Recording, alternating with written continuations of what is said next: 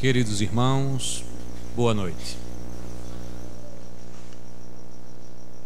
O tema trazido a exame na noite de hoje nos coloca diante da investigação do que fazemos com a nossa vida, mas também uma percepção dos rumos traçados pela humanidade nestes instantes em que vivenciamos o período de transição que nos levará a todos, certamente, para o estágio em que a Terra se faça mundo de regeneração.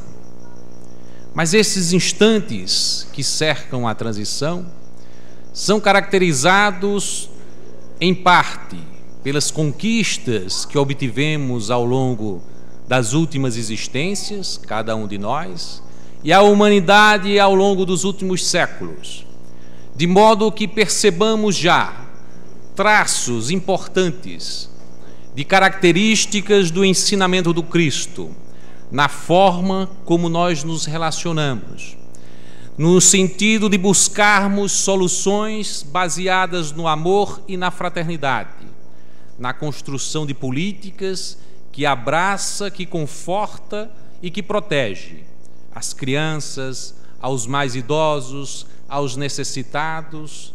Todos estes são traços daquilo que conquistamos ao longo desse tempo. Mas também, estes momentos que vivemos traz a marca daquilo que ainda carregamos dentro de nós e da sociedade como um todo, ainda bafejada pelos instintos primaristas, que conformam quadros, por vezes, de violência, como a que assistimos no ambiente urbano, e que nos amedronta a todos, no sentido de não sabermos efetivamente as soluções a ofertar para esse quadro ainda caracterizado por situações de violência, por viciações que dão sentido a essa própria violência, por um lado, e a toda sorte de desesperos, de incompreensões do sentido existencial, o que tem levado a alguma parcela da população a desvarios, a inconsequências, a situações até que atentam contra a própria vida. E estas situações todas nos levam a uma reflexão mais profunda, no sentido de buscarmos na meditação e no recolhimento ouvir novamente a voz do Mestre Nazareno nos afirmando de que teria vindo até nós para que tivéssemos vida, mas vida em abundância. Este sentido fundamental da expressão contida nas lições que o Mestre Nazareno trazia naquela oportunidade e registrada no Evangelho de João, no capítulo 10, quando o Cristo, em visita a Jerusalém, numa série de lições fundamentais, que se estabeleceu em primeiro num conflito na área do templo, e depois, posteriormente, quando na sua saída pela porta que leva à piscina de Siloé, há um encontro com um cego. E mais adiante, posteriormente, quando ele faz nas suas tratativas com os discípulos a lição a que chamamos a parábola do bom pastor. Chamamos parábola porque em nenhum momento João se refere a si mesmo a essa passagem. Nos outros evangelistas se diz parábolas. João não prefere usar esse termo, mas ela tem a configuração de uma parábola. É quando ele faz aquelas observações de que era o bom pastor e que, em última instância, o bom pastor é aquele que é reconhecido pelas suas ovelhas, que adentra ao aprisco e certamente ali as suas ovelhas reconhecem a sua voz. E quando ele tem a porta aberta as ovelhas o seguem porque reconhecem a sua voz. É exatamente nesse instante em que ele diz ser a porta, que logo em seguida ele afirma: eu vim para que tenham a vida, mas que tenham a vida em abundância. Então é essa sequência de fatos que estaremos a tratar nesta noite de hoje. Essas passagens contidas no Evangelho de João, que tem toda uma riqueza de detalhes e que se articulam o capítulo 8º com o capítulo 9º, com o capítulo 10º do Evangelho de João. Mas iniciemos por esta passagem, porque ela nos remete à ideia de que o Cristo falava de uma vida, e essa vida não era exatamente a que era percebida pelos que o ouviam. E afirmava mais, que queria que tivesse vida, mas vida em abundância. Neste particular, consideremos o que consideramos efetivamente por vida e o que damos a essa vida em abundância. Se formos observar o nosso cotidiano, aquilo onde localizamos os nossos maiores esforços, aquela situação a que nós denotamos os nossos maiores desafios existenciais, o tempo que destinamos a determinadas atividades caracterizam como conceituamos a vida em nós. Fazemos todo um planejamento de vida, estabelecemos metas, queremos alcançar objetivos. Assim o é na vida profissional, assim o é na vida em família, assim o é nas nossas expectativas de sermos felizes. Mas efetivamente, de que vida estamos tratando? A tal ponto consideramos as condições da vida que o mundo nos impõe, as condições que chegam externamente a nós para considerarmos como vida, que muitas vezes dizemos: já estou no fim da vida e ainda não alcancei tal coisa. Ou então dizemos em outras oportunidades: mas ainda estou no começo da vida. Como se tivéssemos a determinação, em primeiro lugar, do tamanho da vida. E essa é uma dimensão que não nos compete. Segundo, que soubéssemos efetivamente que etapas deveríamos percorrer para cumprir com a ideia de uma vida que, na nossa concepção, deveria ser bem-sucedida. Assim é que projetamos a ideia do nosso casamento, dos filhos que iremos ter, daquilo que os filhos virão a ter e a conquistar, até chegarmos a uma situação, quem sabe, de uma aposentadoria confortável, numa ideia de um conforto merecido depois de tantas labutas. Isso é o que povoa, em última instância, o imaginário coletivo. Isso é vida. Mas o Cristo nos defronta exatamente com a ideia de que Ele veio para que despertássemos para a verdadeira vida e a ela nos desse a dimensão de que a abundância no que Ele está falando é exatamente a incorporação de valores para esse tipo de vida que Ele nos vinha a revelar. Porque, efetivamente, cada projeto humano, cada projeto de conquista da vida humana se faz com a ideia de abundância, de incorporação de valores. Para alguns, esses valores têm, inclusive, conteúdo monetário. Para outros, são valores relacionados às conquistas intelectuais. Mas o Cristo não veio nos falar nenhuma e nem outra dimensão.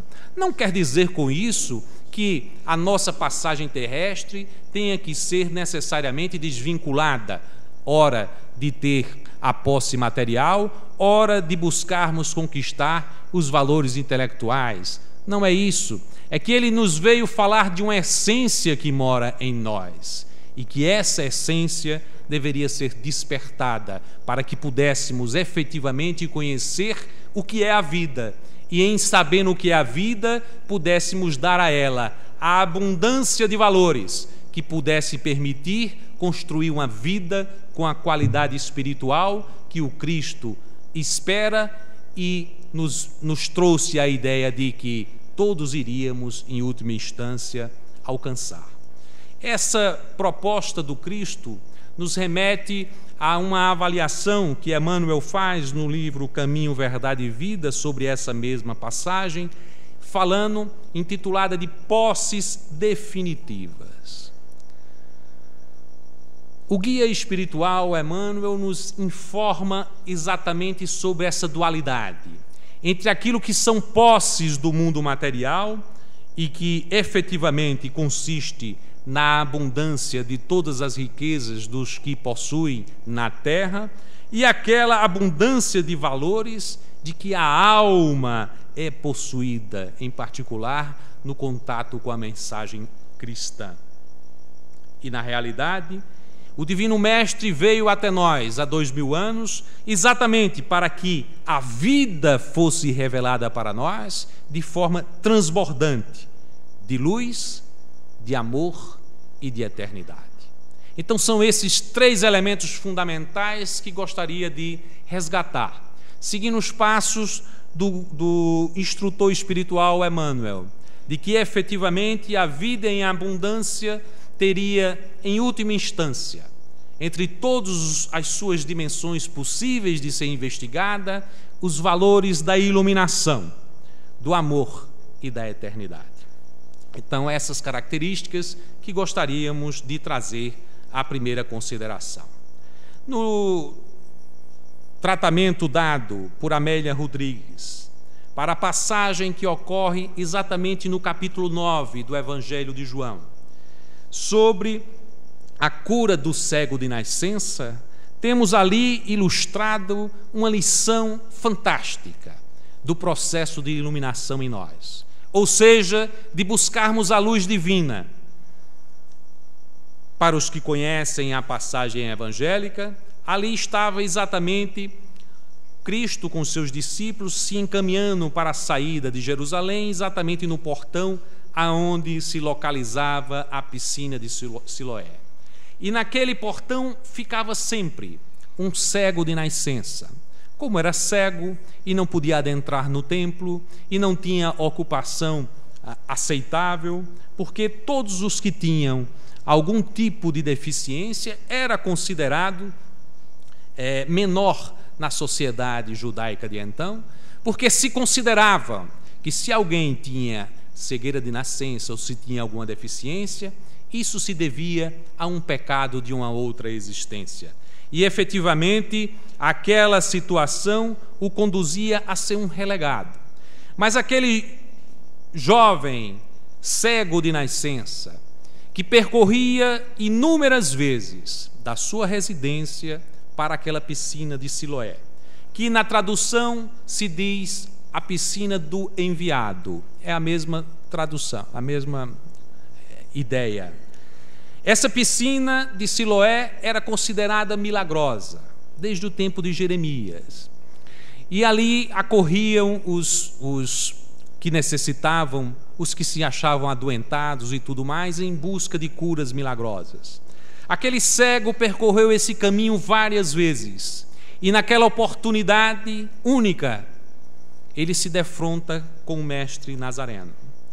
E naquela condição em que é solicitado o socorro, o mestre realiza a cura deste cego. Simbolicamente, cospe na poeira do chão, faz com ele uma argamassa e a põe nos olhos do cego. E depois diz: vai à piscina e te banha. E ele assim o fez. E qual a surpresa de tantos quanto acompanhavam aquele evento? Aquele cego, que era de nascença, que todos conheciam, que o viam sistematicamente à porta de Jerusalém, aquela porta da saída da piscina de Siloé. Aquele cego o estava vendo. E isso era um fato extraordinário. Mas ocorre que tinha alguns fatos ainda cercando esta situação que merecia o registro e a reflexão. Primeiro, porque o Cristo realiza essa cura num dia de sábado. E o dia de sábado não era um dia para se realizar qualquer atividade. defrontava-se com as leis e com os rituais judeus de então. E o Cristo o realiza neste dia. E ademais, aquele jovem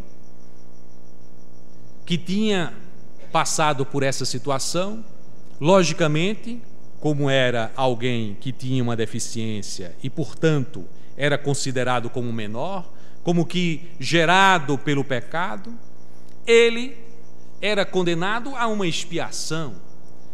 E de repente era trazido aquele jovem aos doutores da lei, para que falasse sobre a sua cura. E muitos desdenharam sobre será que realmente ele era cego? Mas todos conheciam aquele cego. E ademais, aquele homem, confrontado com os doutores da lei, para que dissesse que de fato era mentira aquilo que tinha ocorrido, que existia alguma mistificação. Ele disse: não, eu só sei que não via, que o Nazareno colocou um barro sobre os meus olhos, me pediu para ir para a piscina e de lá eu saí curado. Mas não é possível, porque alguém que faz cura no dia de sábado não pode ser de Deus. Se é de Deus eu não sei, disse o ex-cego. Eu só sei que ele me curou. E não sei de nenhum caso de alguém que tenha sido curado por alguém que não seja de Deus. Não sei de nenhum caso de um cego de nascença que tenha sido curado.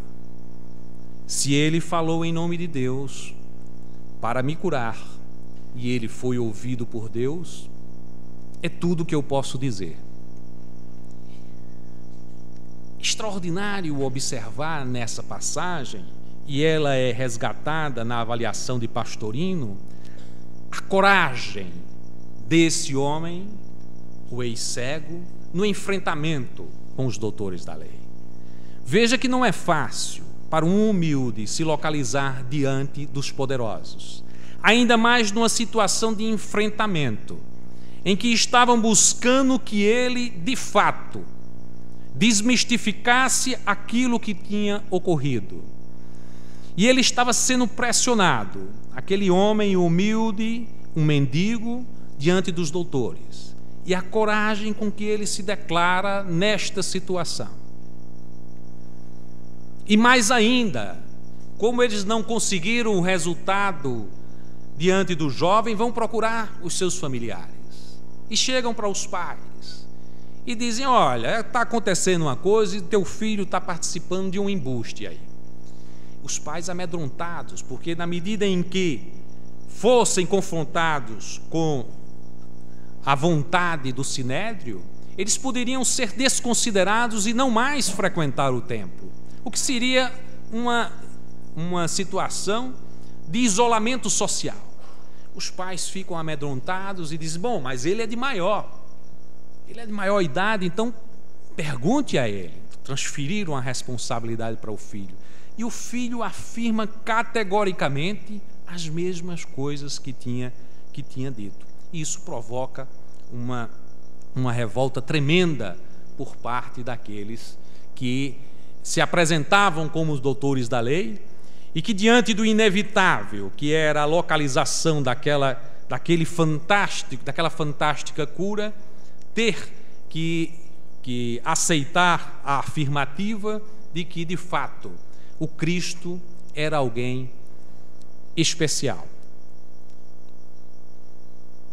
E aí, posteriormente, Pastorino faz uma avaliação dizendo sobre essa situação, porque há aí 3 características importantes nessa passagem. Uma é simbólica, ela tem todo o conteúdo simbólico, porque não havia necessidade do Cristo cuspir na terra, colocar o barro e fazer o pedido para que ele se deslocasse à piscina. Todo o simbolismo está contido na ideia de que todos nós, em última instância, temos que vir, centelhas divinas que somos, do plano divino, misturarmos-nos à matéria e, a partir daí, processarmos todas as condições da nossa recuperação. O Cristo, ao apor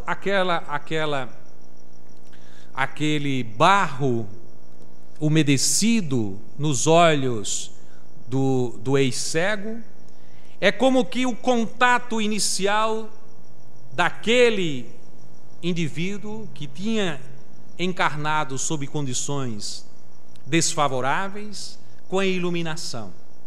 Mas aquele processo de iluminação não poderia ser algo apenas estabelecido por um agente externo, ou seja, o contato do Cristo realizando a cura, porque não era assim que era a lição do Cristo. Era necessário que esse homem fosse encaminhado para a piscina do enviado, ou seja, para que ele se banhasse efetivamente, mergulhasse efetivamente no espaço divino, ou seja, fizesse o percurso da sua limpeza moral, e assim efetivamente o abrir dos olhos, ele é um abrir dos olhos muito mais amplos do que o abrir do olho físico, e isso fica caracterizado ao fim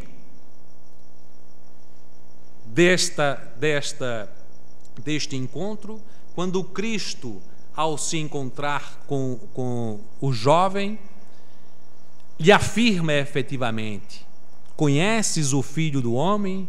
Ele diz: mas Senhor, me diga quem é para que eu possa adorar. Pois bem, estou diante de ti. E aquela situação, o jovem, o ex-cego, cai de joelhos, prostrado em reconhecimento a grandeza espiritual do Cristo. E o Cristo diz: eu vim para os que não viam começassem a ver, e os que veem ficassem cegos. Porque ele estava falando não da cegueira física. Aquele ex-cego, na realidade, não recuperou apenas a visão física, ele recuperou a visão espiritual. Porque, como o Cristo afirmava para os seus discípulos, os discípulos diziam: mas, mestre, esse homem que é cego, afinal de contas, ele o é cego pelos seus pecados ou pelos pecados do seu pai? E o Cristo afirmava: nem pelos pecados do seu pai e nem por ele próprio. Afirmava por isso que esse espírito que tinha chegado como cego nesta encarnação era alguém dotado de grandeza, já era alguém com uma maturidade espiritual e que vinha cumprir uma missão para que as pessoas pudessem perceber a grandeza da obra de Deus.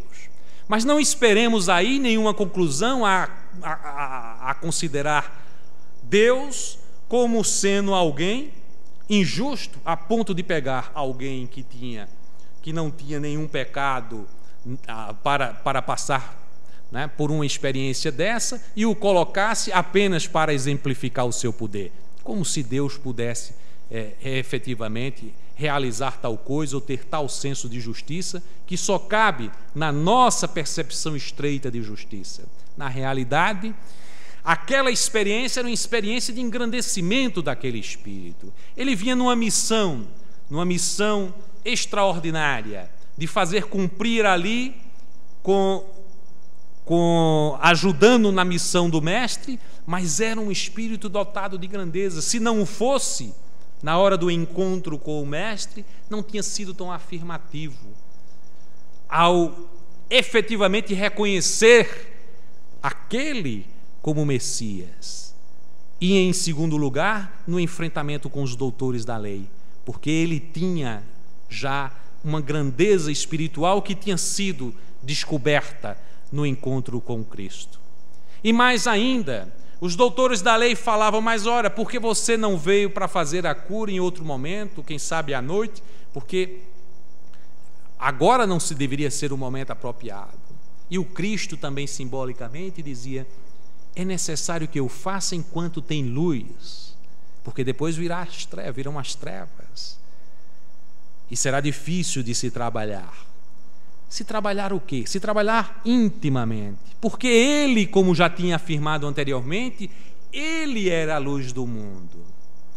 E quando ele nos diz efetivamente que eu iria trabalhar neste instante, de que a sua obra deveria se dar enquanto havia luz, era exatamente porque Ele ainda estava entre nós e, portanto, era esse o instante de se realizar tais coisas, porque efetivamente depois da sua estada entre nós, o mundo passou por momentos de trevas, e ali não se fez uma colheita proveitosa, no sentido de uma mensagem sólida, como só Ele, a luz do mundo, como Ele se afirmou, poderia realizar. E era preciso que estivéssemos diante da luz para percebermos a claridade dos seus ensinamentos.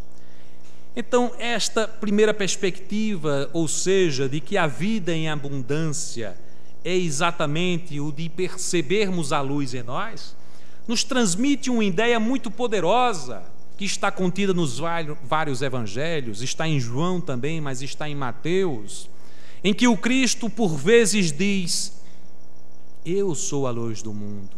Outras vezes nos convoca: vós sois a luz do mundo, fazei brilhar a vossa luz. E em outras circunstâncias, o próprio evangelista João afirma categoricamente de que Deus é luz e nele não há treva alguma. Essa ideia de luz e de pureza é tão importante porque na história da humanidade nós nos consideramos sempre puros, ou criamos a ideia de pureza quando nos admitimos lavados pela água. Até mesmo o simbolismo que é trazido pelas religiões no ato do batismo tem todas essas características. Banharmos-nos para nos lavarmos. Essas características, evidentemente, não traz um conteúdo de pureza tal que pudesse minimamente nos fazer pensar, imaginar a ideia de Deus. A coisa que mais poderíamos aproximar à ideia de Deus é da pureza extrema contida na luz. Porque se, por exemplo, estivermos sujos e lavarmos a nossa sujeira com a água, certamente as nossas mãos ficarão limpas, mas a água que sai das mãos estará suja. Mas com a luz não ocorre isso, porque se estivermos aqui no escuro e a luz adentrar, ela não se corrompe, ela não fica, ela não carrega escuridão nela. E é por isso mesmo que a ideia que se aproxima para a nossa percepção de Deus é aquela que nos foi oferecida pelo evangelista João: Deus é luz e nele não há trevas. É pureza absoluta, naquilo em que nós podemos perceber a riqueza do sentido de pureza que só o absoluto poderia ter. Mas estamos longe de devassar o sentido integral de Deus, de compreendermos, de termos uma ideia e de definirmos Deus, porque qualquer definição de Deus é uma contradição em si. Como esquematizar, como definir ou restringir a ideia do absoluto? Não poderíamos fazê-lo, mas o máximo que nós poderíamos ter da ideia de Deus é trazida pelo evangelista João, no sentido de, primeiro, estabelecer que Deus é luz e nele não há trevas, e num outro momento dizer: Deus é amor. São as duas construções fundamentais que nos cercam para o entendimento da ideia de Deus e que corrobora com a visão do apóstolo Emmanuel ao afirmar que a vida em abundância é construída exatamente de se trazer para nós a ideia da luz, a ideia do amor e a ideia da eternidade. Amélia Rodrigues nos traz uma outra dimensão importante, que é a ideia da eternidade. Numa passagem em que, pela psicografia de Divaldo Franco, ela se permite fazer uma abordagem poética de um encontro do Cristo com os seus discípulos, intitulada Madrugada Exuberante, ela fala exatamente de uma situação em que, trazido aqueles instantes inesquecíveis do Cristo entre nós, como ela mesma dizia, momento em que parecia que os cânticos de amor do céu se encontravam com os cânticos dos desesperos da terra, e a tal ponto se encontravam que aqueles iriam se silenciando. É uma imagem poética bonita para descrever aqueles instantes do Cristo entre nós, em que as trevas de fato foram diluídas pela presença rica de luz do Cristo entre nós. Mas naquela oportunidade era trazido ao Cristo uma senhora que tinha perdido o seu filho.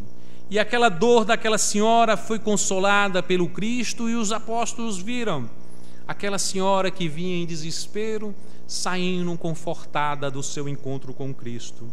E naquela reunião que se fazia ali, naquele ambiente da madrugada, o Cristo foi indagado pelos apóstolos, mais fortemente pelo apóstolo João, que era considerado o discípulo bem-amado, o mais jovem entre eles e cheio de ternura.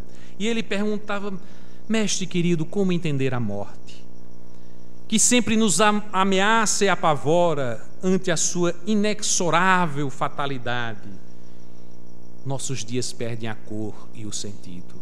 E o mestre vai argumentar com ele, afirmando categoricamente de que a morte não é mensageira da sombra, ela não é mensageira do pavor, ela é mensageira da vida imperecível.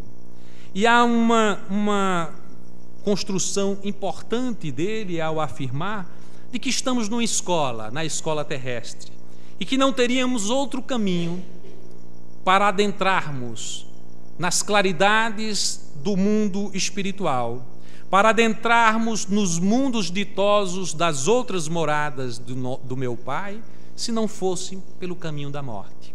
E aí aquela morte que era já considerada como um atemorizante, como pavorosa, como algo ao criar uma ideia de infelicidade humana, passa a ser considerada numa dimensão completamente nova, em que ela quase que se nos torna como uma parceira, como uma bem-vinda, se é que podemos nos entender, como uma bem-vinda que é absolutamente necessária para que adentremos nos mundos ditosos da casa do meu Pai, desde, é claro e evidentemente, que assim o façamos ao alcançarmos os nossos objetivos existenciais. E além do que, o evangelista João o perguntava: mas mestre, e o sofrimento? Porque além da carga de sofrimento dos que ficam, morrer dói.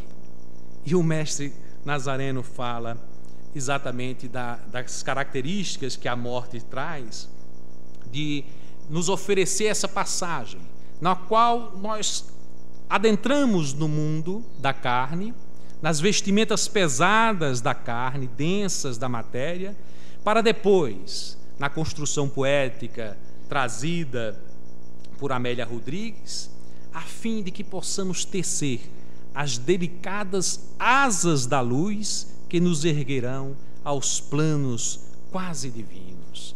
Olha que construção extraordinárias trazidas dessa passagem do mestre por Amélia Rodrigues. Adentramos na carne, na densa matéria, e vamos construindo fios de luz, asas de luz, para podermos finalmente alcançar, nos erguer aos planos quase divinos.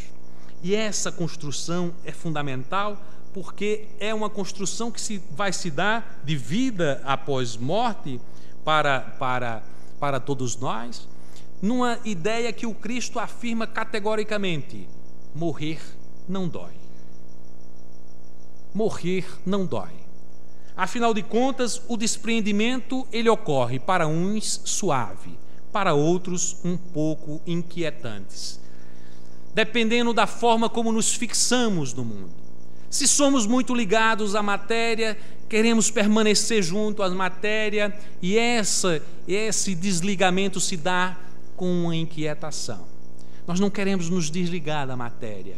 Isso ocorre, mas não em função de um sofrimento, mas de uma perturbação dos sentidos daquele que não compreende efetivamente a sua natureza, que é a natureza espiritual.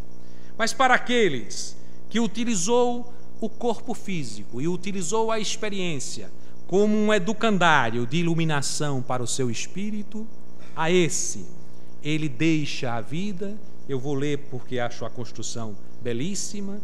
Qual borboleta ditosa que abandona o casulo pesado para flutuar na leve brisa do dia.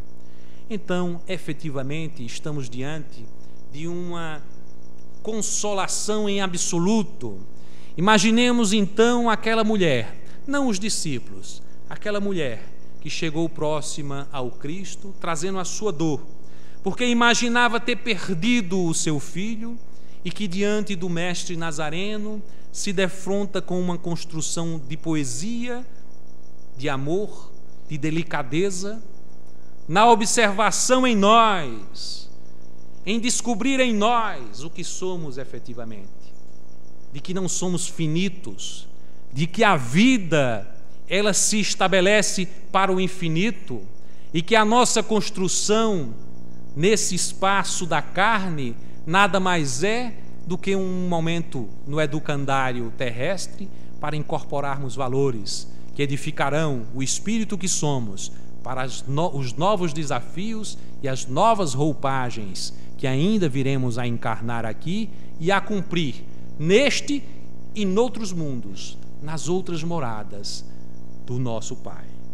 Então essa construção poética belíssima nos traz a outra dimensão da rica experiência do Cristo entre nós, ao nos convocar a vivenciar a vida em plenitude, carregada pelos valores da eternidade, carregada pelos valores da iluminação íntima e também do amor.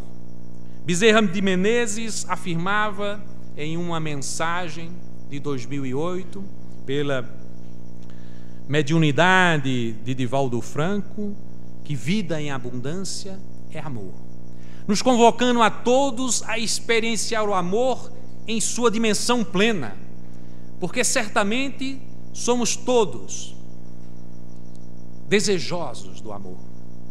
Quem efetivamente na sua construção, na construção da sua ideia de vida, não imagina para si a ideia do amor? Alguns querem um amor para si, outros querem a experiência de amar, outros querem o conjunto da obra, mas muitas vezes a ideia do amor é carregada pelo sentido e pelos valores que damos à própria vida. Alguém que vê a vida pela dimensão da matéria, que vê as conquistas da vida pelas conquistas que o mundo proporciona, certamente tem uma ideia de amor que é exatamente relacionada a essa ideia de vida que temos.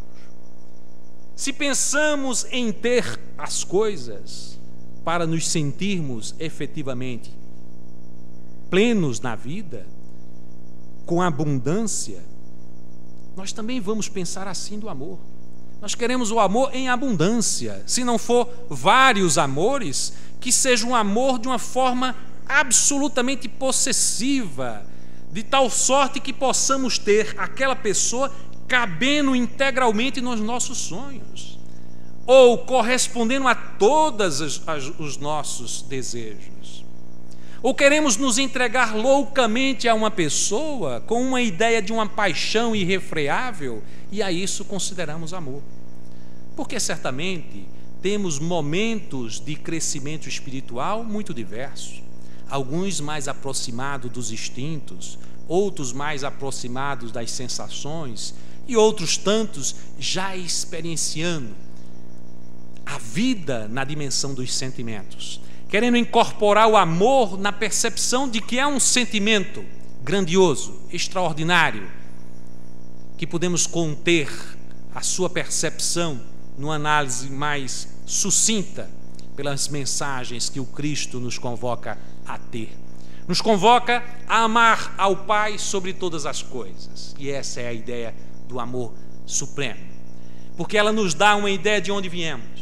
Nós temos um Pai, Ele é o Criador, Ele é a bondade suprema, Ele é o amor, como disse o evangelista, Ele é a luz e nele não há trevas, e nós somos filhos dele. nós carregamos a centelha divina. E essa ideia do amor que é trazida pelo Cristo nos confere a ideia de não nos desprendermos dessa ligação fundamental. Somos filhos do Criador. Essa ideia de amor, quando ela é vivenciada plenamente, não nos deixa órfãos em nenhuma situação. Em nenhuma situação, em nenhuma preocupação da vida, em nenhum momento tormentoso, nós poderemos nos considerarmos só se cultivamos este amor que o Cristo nos ensinou, que era a lei maior, a que deveríamos prestar atenção. Depois o Cristo nos convida a amar ao próximo como a nós mesmos. E aí alarga o nosso horizonte em direção aos nossos semelhantes, que, como ele disse, e somos todos filhos do Pai, por isso mesmo, ele nos trouxe a ideia extraordinária de que somos todos irmãos. E esse amor fraterno, experimentado em amplitude, é que nos dá vida em abundância. E mais ainda, porque não é possível amar ao Pai sobre todas as coisas e amar ao próximo se não amarmos a nós mesmos. E quantos de nós têm dificuldade de se amar? Não aquele amor egoísta, aquele amor que se pensa maior do que os outros, mas se amar, imaginando-se ser presente divino, imaginando-se ser aquele que pode corresponder a uma expectativa do seu semelhante e do seu irmão. Essa ideia de amor construída pelo Cristo numa passagem simples, numa sentença simples: amai a Deus sobre todas as coisas e ao próximo como a si mesmo, nos dá toda a ideia de desenvolvimento espiritual em nós. Vertical em direção ao Pai, horizontal em direção aos nossos semelhantes e em profundidade em direção a nós mesmos. Este é o caminho de experienciarmos o amor e cada vez mais nos desprendermos da ideia de um amor que é todo instinto, da ideia de um amor que é só sensações, para termos a ideia de um amor que é todo sentimento na dimensão que nos é trazida pelo Cristo. Mas para concluirmos, porque o Cristo nos deu a ideia de uma vida em abundância com esses três elementos: o amor, a eternidade e a luz. Mas ele tinha afirmado, quando se disse que era o bom pastor, de que ele era a porta. E nos afirmou de que se ele era efetivamente a porta por onde passava as ovelhas, nos convidava e nos incitava e provocava as nossas percepções ao dizer que você deveria pedir, porque dar-se-vos-á, buscar, porque acharás, e batei, porque abrir-se-vos-á. Nessa ideia está contida todo esse processo de evolução em que queremos construir a vida abundante em nós. Porque efetivamente nós temos que ter um caminho de pedir. Pedir é sempre muito fácil. Quantos de nós não buscamos pedir pelos prazeres terrenos? Em nossas orações, quantas vezes buscamos ao Criador para que Ele nos atenda em nossos primarismos, em nossos desejos menos importantes? Pois bem, o Cristo não falava disso. Pedi efetivamente e dar-se-vos-á. Mas se tu pedires determinadas coisas, o que tu encontrarás, certamente, é na medida do teu pedido. Se tu queres os bens materiais e as riquezas, elas te visitarão. E tu verás a dificuldade que decorre daquilo que tu pediste. Se tu pedires efetivamente por desafios no campo do poder, do sucesso, tu serás visitado. Talvez não nessa existência, pode ser noutra existência, porque a oportunidade não depende de nós.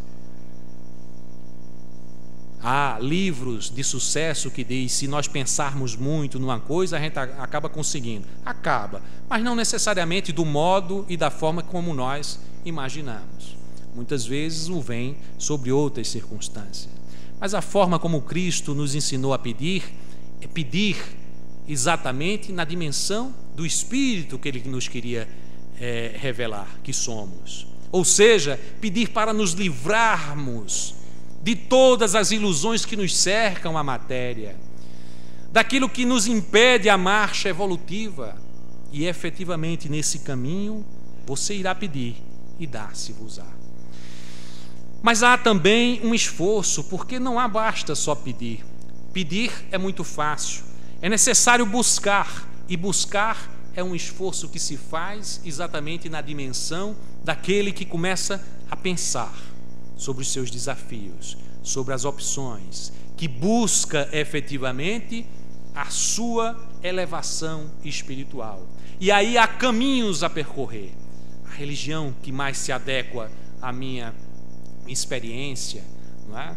Os livros que eu irei ler, os filmes que eu irei assistir, tudo aquilo que a gente faz para acumular valores que irão nos direcionar nessa busca para que possamos encontrar aquilo que queremos achar. Porque muita gente está buscando e encontrando coisas exatamente na dimensão e na forma daquilo que elas estão buscando. Se você buscar a maldade, você irá efetivamente achar a maldade. Mas o Cristo estava querendo que nós buscássemos a iluminação em nós, a luz divina em nós, tal como na alegoria trazida por Emmanuel, nos dizendo que a centelha divina em nós se assemelha a uma pedra bruta, que ela precisa ser lapidada pelo esforço, pelo trabalho incessante, para que ela de repente comece a brilhar a luz em nós.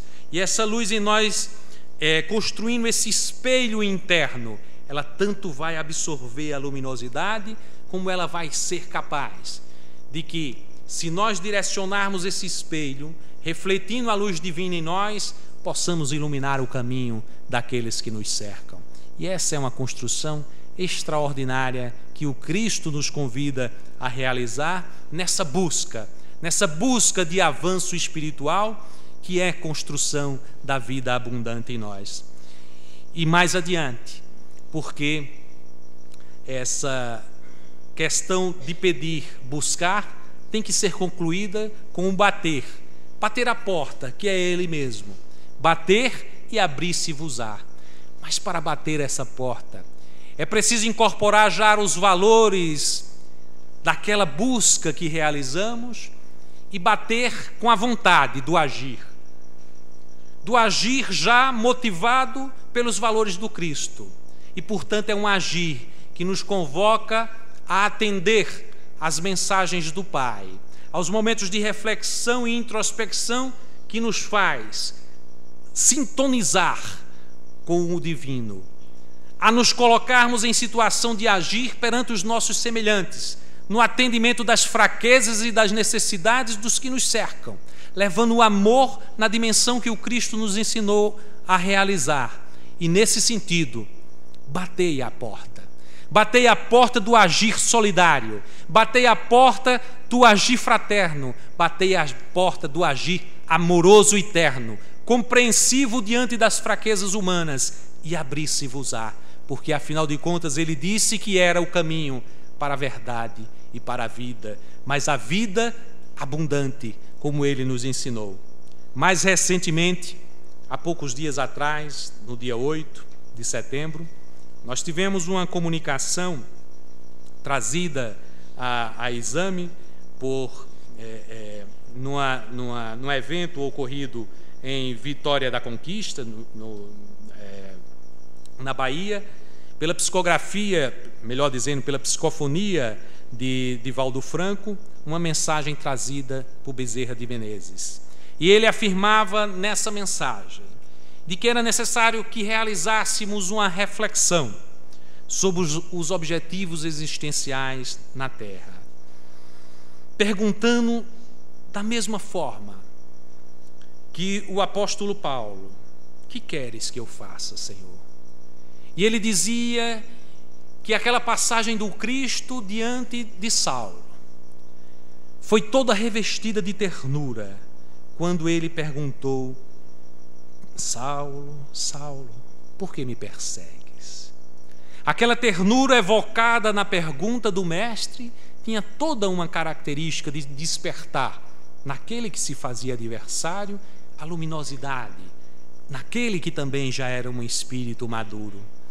E ele teve a construção extraordinária de responder com outra pergunta: Senhor, o que queres que eu faça? E Bezerra de Menezes nos elucida: filhos da alma, quando Saulo perguntou: o que queres tu que eu faça? Foi dito pelo Senhor: vai a Damasco, que lá te será dito o que deverás fazer.